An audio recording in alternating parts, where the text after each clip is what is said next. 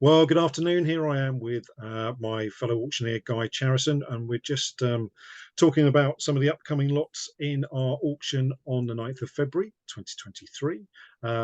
Interest in all lots has been very, very strong, which we're very pleased about. But I know there's one particular lot in this auction that is right up Guy's street. Guy specialises in leasehold enfranchisement, and to you and me, that means flats with short leases. So what caught your eye and why do you like this particular lot? Well, I just looked at, well, first of all, we've got great lot interest in all lots. I think we've had just today, we've just gone past 300 legal pack downloads. So that's sort of serious people that actually gone far enough down to get the legal packs downloaded. I was looking at 67 Marlborough Road in Braintree, and that's an interesting property to me. When you look at it, you might not look at it on the face of it and say it's interesting because it's a sort of pretty standard 1970s masonette, two-bedroom masonette. But what interested me was the lease term. It was a lease from 1970 for 99 years, which means there's just 47 years left. As you know, if you haven't got 80 years, it's becoming difficult to mortgage a property. And you and I were having a chat with an estate agent earlier down in Berkshire who was telling us that he's finding it difficult if properties haven't got 100 to 110 years to get the real interest, because people are aware that 80 years they've got to extend. So people are looking for longer and longer leases all the time.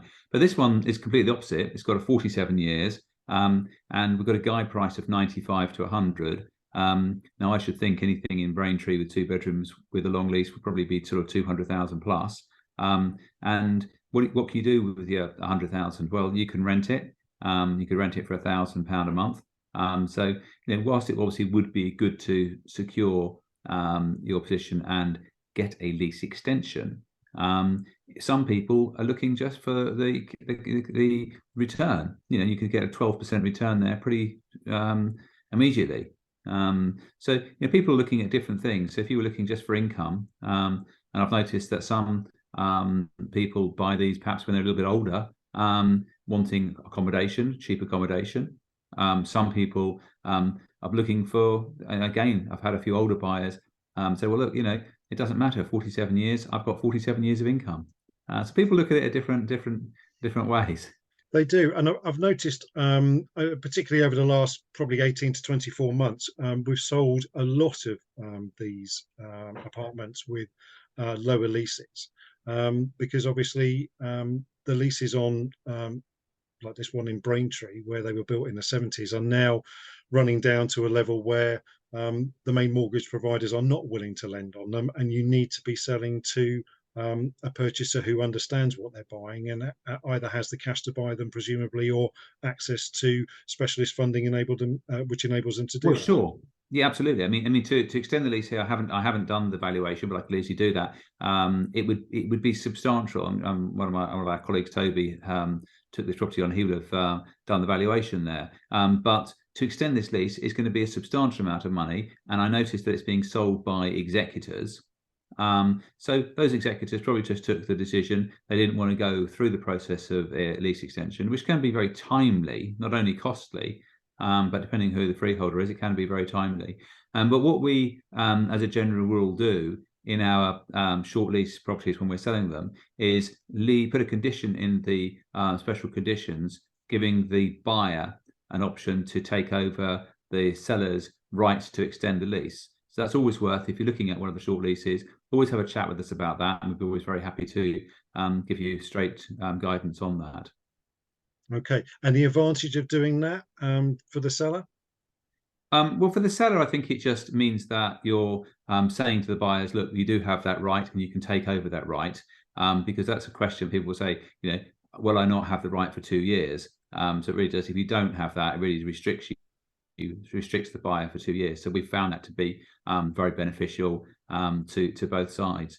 And looking at leases, we look at all sorts of leases. I mean, we look at leases 999 years, and just before Christmas, I looked at a lease that, as of Christmas Day, which is one of the quarter days, 25th of December, had 6 years left.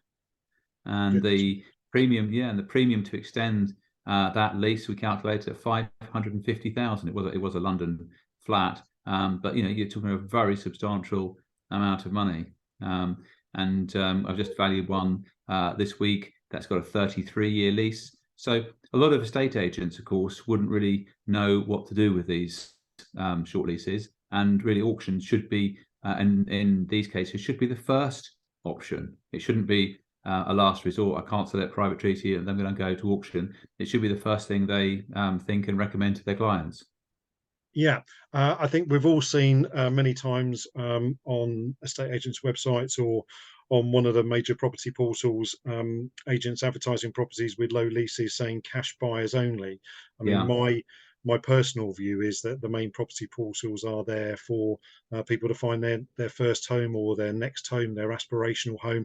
Generally speaking, investors, the proper investors in the marketplace, are not trawling through Rightmove. They want to go to specialised places to buy these, which are basically auction houses, and Yeah. they are on the databases for the main auction houses, and also there's a provider called Essential Information Group who hold details of all properties that go to auction, as you know, Yeah. and they will subscribe particularly for these types of properties. So um, you know, as all auctioneers and agents, we all want to do the best for our client, and you are doing the best for your client by taking these to auction, because you'll put those properties in front of the right buyers and a substantial number of buyers as well. Yeah, Essential Information Group is a wonderful asset for anyone. Now, these are definitely properties that should be sold first at auction rather than as a last resort. So please, any of the agents or any private treaty sellers, please talk to us before you consider putting it on the market with an estate agent. We'd be delighted to assist you. We can give you good guidance. We can do the valuation properly and hopefully get the right result for you. And on this one, I say it was being sold by executors. So again, probate lawyers, they should be considering auctions as a first option for these shorter leases. Fantastic, Guy. Thank you as always for your time, and we'll speak again soon. Always a pleasure, Dickie. Take care. Bye.